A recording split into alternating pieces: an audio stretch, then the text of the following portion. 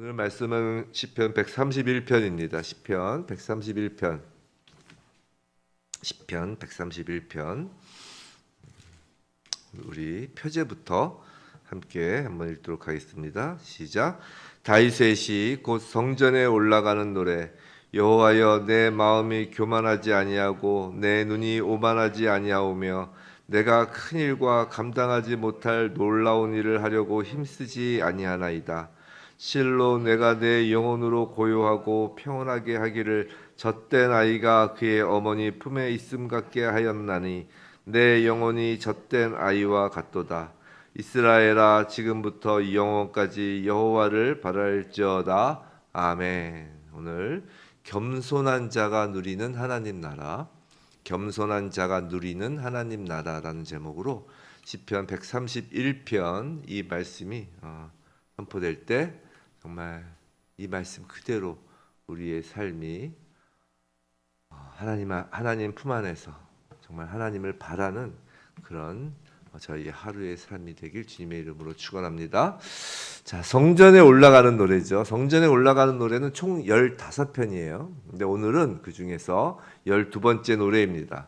자, 성전에 올라가는 노래라는 것은 그 인생이란 광야를 지나는 순례자가 하나님을 향하여 올라갈 때 부르는 노래입니다. 자, 하나님 앞에 도달한다는 것은 바로 하나님 나라에 도달한다는 거예요. 자, 하나님 나라 앞에 도달하여 성도 여러분은 우리 주님께 과연 무엇을 드리겠습니까? 자, 우리가 천국문에 딱 입성을 했어요. 문 앞에 딱 섰어요. 뭔가를 내어드려야 되겠는데 무엇을 내어드릴까요? 어제 시편을 통해서는 그 참회하는 마음을 드리는 것을 본 거예요. 어제 시편 130편에서는 그 참회하는 마음을 드리는 거죠. 오늘 시편에서는 이제 겸손을 드리는 것입니다. 세상에서 살면서 우리가 어떤 성취해냈다고 하는 어떤 큰 일을 드리는 것도 아니고 놀라운 일을 드리는 것도 아니에요. 하나님 나라 잔치에 들어가려면 예수의 그 천국 잔치 비유에서 아시듯이 잔치에 어울리는 옷을 입어야 되잖아요. 왕이 거리에 있는 사람들을 막 이렇게 천국 잔치에 그냥 초청하면서 뭐 가져오라고 한 건 없어요. 그런데 자격이 없었어요. 딱 하나만 확인하죠. 무슨 옷을 입고 있는지. 그래가지고 그 잔치에 어울리지 않는 옷을 입고 있는 사람은 밖에 내쫓죠. 우리는 잔치에 어울리는 옷을 입어야 하는 것입니다. 그 옷은 바로 의의 옷이에요. 의의 옷이란 예수가 입혀주시는 옷입니다. 그런데 그 옷은 참회하고 겸손한 자가 입는 옷인 거예요. 나 잘났다 라고 하는 사람은 그냥 자기 옷 입고 들어가는 거예요. 그러니까 내쫓기는 거죠. 자, 사실 어제 주제였던 그 참회와 오늘 주제인 이 겸손은 동전의 앞뒷면과 같습니다. 참회는 진정한 겸손함에 기초하기 때문이에요. 우리가 전도할 때 사실 보세요. 우리가 누군가를 전도할 때 세상 사람들이 가장 거북해하고 인정하지 못하는 것이 뭐라고 생각하세요? 그건 자신들이 죄인이라고 이야기하면 그것을 가장 거북스럽게 생각하고 인정하려 들지 않습니다. 내가 무슨 그렇게 많은 죄를 졌어요? 그렇게 얘기하죠. 그런데 이렇게 죄인임을 인정하지 못한다는 것이 곧 교만하다는 증거예요. 우리는 다 기본적으로 본성을 교만함을 안고 태어나는 거라고요. 교만은 마음에서 시작돼요. 죄인임을 인정하지 못하는 마음, 즉 마음에서 시작합니다. 그리고 눈으로 교만함과 오만함이 나타나요. 자, 1절 보시면 내 마음이 교만하지 아니하고 내 눈이 오만하지 아니하오며 라고 합니다.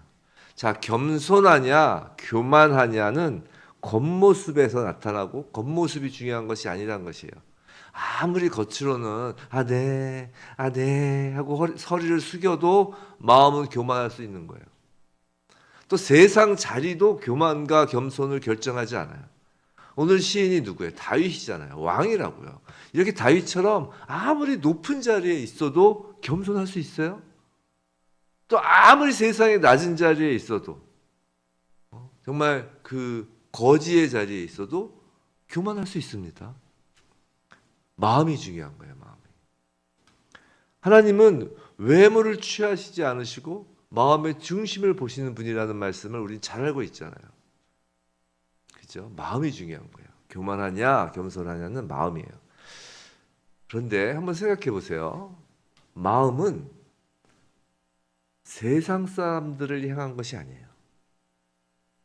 방금 하나님은 외모를 취하시지 않으시고 마음의 중심을 보신다 그랬잖아요. 마음은 세상 사람들을 향한 것도 아니고 나 자신을 향하여 서 있는 것도 아니에요. 마음은 하나님 앞에 서 있는 것입니다. 이 마음이 뭐예요? 우리의 생각, 의지, 결단, 어떤 그런 것들이잖아요. 이것은 사람들을 향하여 서 있는 게 아니라고요. 하나님을 향해 서 있는 것이에요. 그래서 나 스스로가 나 자신이 겸손하다라고 생각한다고 해서 겸손한 것이 아니라고요. 사람들이 나를 평가할 때 참 겸손한 사람이다라고 평가해서 내가 겸손한 것도 아니라고요. 마음은 하나님 앞에 서 있는 거기 때문에 그래요. 하나님 보시기에 겸손하여야 겸손한 거예요. 그렇기 때문에 우리가 교만한 마음은 하나님 앞에선 결코 숨길 수 없는 것입니다. 우리의 마음이 항상 하나님 앞에 서 있는 거예요. 그래서 참 하나님을 두려워할 수밖에 없는 거예요. 경외한다는 게 다른 게 아니에요, 정말. 이 세상의 CCTV는 다 우리의 행동만 보죠. 하나님은 오히려 우리의 마음의 CCTV라고요, 마음의 CCTV. 자, 그러면은 하나님 앞에서의 마음은 하나님을 향해 서 있다면, 그럼 사람들에게는 교만한지 여부가 전혀 드러나지 않을까요? 그렇지 않아요. 사람들에게도 드러나요. 어떻게 드러나냐면 그건 눈에 나타난다는 거예요. 눈은 마음의 창이라고 하잖아요. 예를 들어서 이런 거예요. 누군가 내 자존심을 확 상하게 하면 마음은 감출 수 있어요. 안 그런 척. 아유, 난 대범해. 내 자존심 안 상했어라고 마음은 감출 수 있지만 눈빛은 타타타타닥 흔들립니다. 그죠? 또 무슨 이유로든 어떤 교만한 마음이 내 안에 싹 스물스물 올라오면 겉으로는 안 그런 척하게 하지만 그 눈에서는 오만함이 나타난다고요. 그래서 사람들은 눈을 보면 그 사람의 그 마음이 좀 드러나요. 물론 100% 드러나지는 않지만, 왜냐하면 그 사람의 눈빛을 읽는 데 한계가 있잖아요. 시인은 지금 하나님 앞에서 마음이 교만하지 아니하고 사람들 앞에서 눈이 오만하지 않다고 지금 노래를 하고 있습니다. 이것이 바로 교만의 어떤 드러나는 부분이에요. 드러나는 겸손의. 자, 하나님 앞에서의 마음, 또 세상 사람들 앞에서의 눈. 그렇다면 나 스스로도 점검을 해볼 수 있어야잖아요. 나 스스로도. 그렇죠? 그럼 나 스스로가 지금 교만하고 있는지 여부는 어떻게 알 수 있을까요? 시인은 계속해서 1절에서 뭐라고 하나요? 내가 큰 일과 감당하지 못할 놀라운 일을 하려고 힘쓰지 아니하나이다라고요. 바로 이것이 나 스스로가 현재 겸손한 순례자인지 교만한 순례자인지 자기 점검을 할 수 있는 방법입니다. 자, 이 말씀은 지금 내가 큰 일과 감당하지 못할 놀라운 일을 하려고 힘쓰지 아니한다라는 이 말씀은 내가 꿈도 꾸지 않고 내가 비전도 품지 않고 내가 어떤 삶의 발전을 도모하지도 않고 라는 의미가 아니에요. 이 말씀 때문에 난 그냥 누워 놀고 그냥 아무것도 안 하고 아무 꿈도 안 갖고 그냥 매일매일 똑같은 삶을 살겠다, 이런 뜻이 아니에요. 여기서 먼저 큰일과 관련해서 생각해 보면 이 큰일과 관련해서는 예수님의 그 달란트 비유를 보시면 됩니다. 예수님의 달란트 비유에서 뭐라고 그러세요? 착하고 충성된 종아, 내가 적은 일에 충성하였음에 내가 많은 것을 내게 맡기리니 내 주인의 즐거움에 참여할지어다 라고 하잖아요. 그죠? 그때 적은 일에 충성한 자를 칭찬하신 것을 잘 알고 계실 거예요. 바로 이거예요. 자, 한 달란트를 받은 그 종은 땅에 묻죠. 왜 묻었겠어요? 왜 묻었냐면 자신도 2달란트, 5달란트를 받아서 더 큰 일을 할 능력과 자격이 있다고 자기 자신은 지금 생각을 하는데 자신의 생각보다 지금 적은 것이 맡겨졌다고 여겼기 때문에 충성하지 않은 거잖아요. 이게 교만이라는 거예요. 이게 교만이라는 것입니다. 큰 일은 바로 큰 일을 하려고 애쓰지 않는다는 건 바로 이거예요. 자, 둘째는 감당하지 못할 놀라운 일이라고 합니다. 과욕을 부리는 것인데 특히 신앙생활에서 이건 이거예요. 로마서에 보면 로마서 12장 3절로부터 5절 말씀인데 제가 이 아침이니까 읽어드릴게요. 내게 주신 은혜로 말미암아 너희 각 사람에게 말하노니 마땅히 생각할 그 이상의 생각을 품지 말고 오직 하나님께서 각 사람에게 나누어 주신 믿음의 분량대로 지혜롭게 생각하라. 자, 먼저 믿음의 분량대로라고 이야기를 한 다음에 4절에서 계속해서 우리가 한 몸에 많은 지체를 가졌으나 모든 지체가 같은 기능을 가진 것이 아니니라고 계속 말씀을 이어가며 5절에서 로마서 12장 5절에서 이와 같이 우리 많은 사람이 그리스도 안에서 한 몸이 되어 서로 지체가 되었느니라라고 말씀을 해요. 그리고 이 말씀 이후에 이제 각각 받은 은사가 다르니 은사대로 교회의 지체로서 섬기라라는 말씀이 이어서 나오는 거예요. 바로 이거예요. 마땅히 생각할 그 이상의 생각을 품지 말고 이 마땅히 생각할 그 이상의 생각을 품지 말라는 건 네 주제를 네가 알아라 이런 평가절하하는 말이 아니라 신앙생활에 있어서 특히 우리의 삶에 있어서 우리는 교회를 이루는 몸이라고요. 성도라 하면 무릇 우리가 이 예배드린 요 안에 요 지금 공간적인 교회 안에서뿐만이 아니라 우리의 삶에서도 우리는 교회 지체들로서 사는 거예요. 다 예수님의 몸으로 사는 거라고요. 우리가 이 예배당 안에서 살든 예배당 밖을 나가든 우리는 다 예수님의 몸의 지체예요. 지체. 자, 예수님의 몸의 지체인데 팔이 난 팔하기 싫어. 난 다리 저 튼튼한 다리가 좋은 것 같아. 다리의 역할을 하려고 하면 안 된다는 것이에요. 눈이 나 맨날 눈 뜨고 껌뻑껌뻑하는 거 귀찮아. 나 항상 떠 있는 귀가 좋아. 귀의 역할을 하려면 하면 안 된다는 것이에요. 바로 이것이에요. 감당하지 못할 놀라운 일이라는 것은 하나님이 주신 그 교회 지체로서 예수 그리스도의 몸으로서의 각각의 하나님이 주시는 그 분량대로 그 다음에 은사대로 그 기능대로 움직여져야 되는 것인데 그러지 아니하고 다른 것을 더 생각하고 자기의 팔이 다리 역할을 하려고 하고 눈이 귀의 역할을 하려고 하고 그러려고 한다는 것입니다. 이건 믿음이 큰 것도 아니고 올바른 신앙도 아니며 이것이 바로 교만한 것이라는 거예요.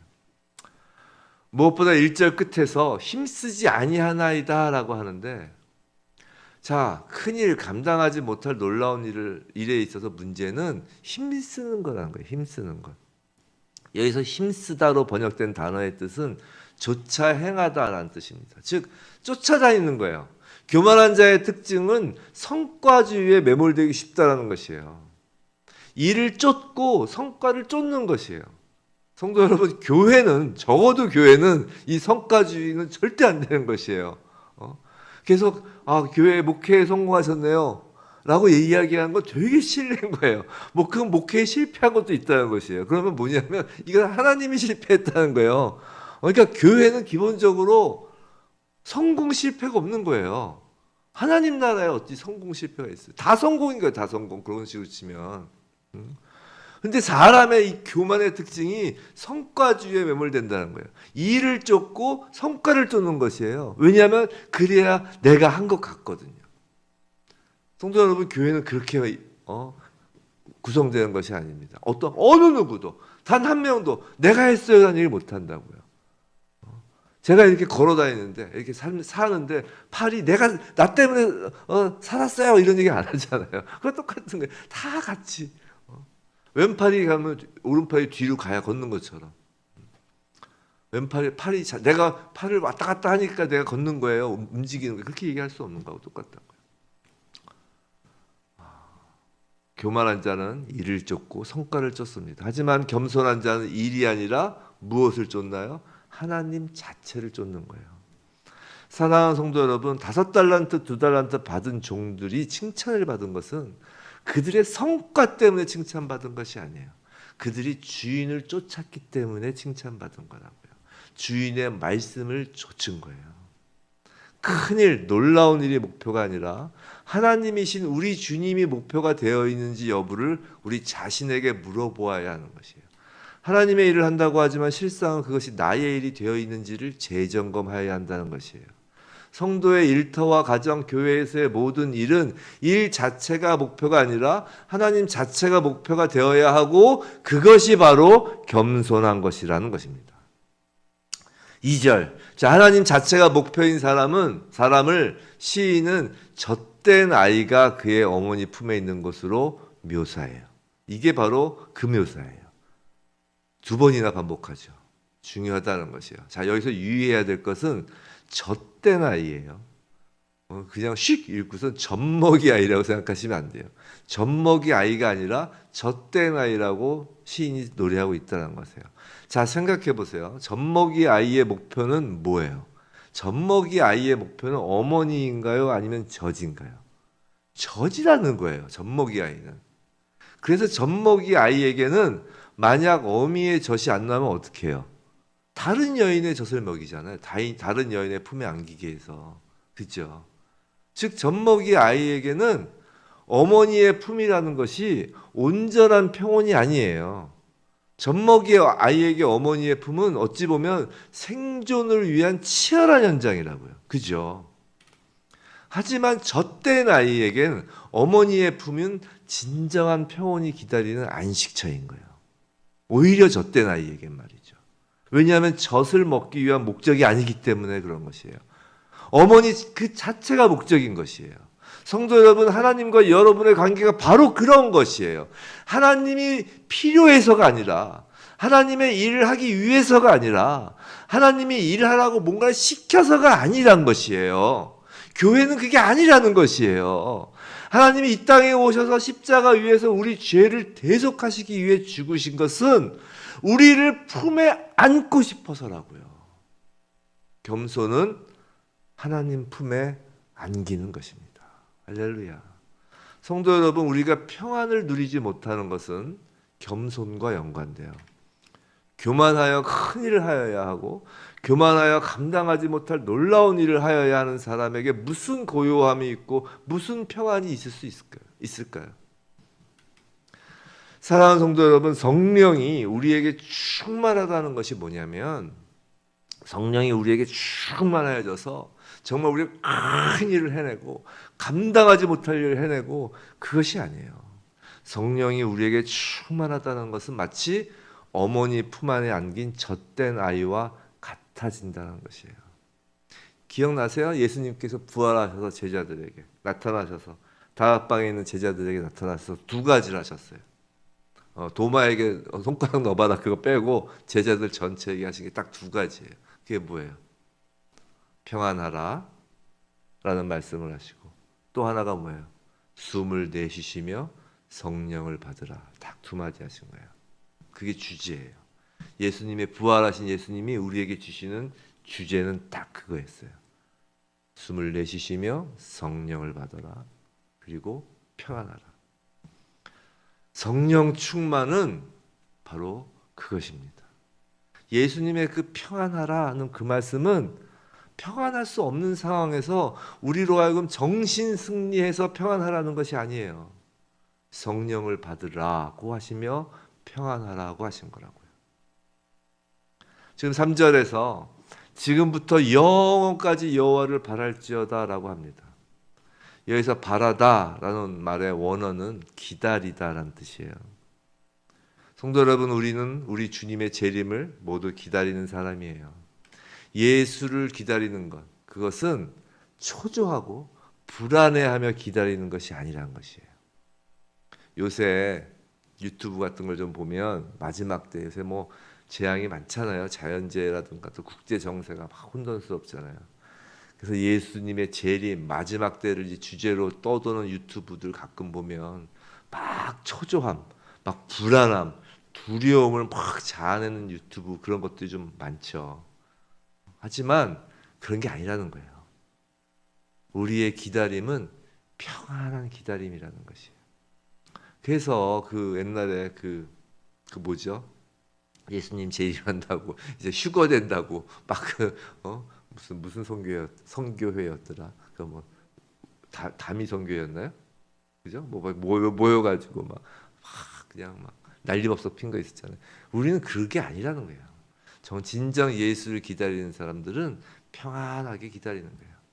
성령 가운데 기다리는 거기 때문에 사실 이미 하나님 품에 안겨 있기 때문인 거예요. 이미 우리는 하나님 나라 가운데 있는 것입니다.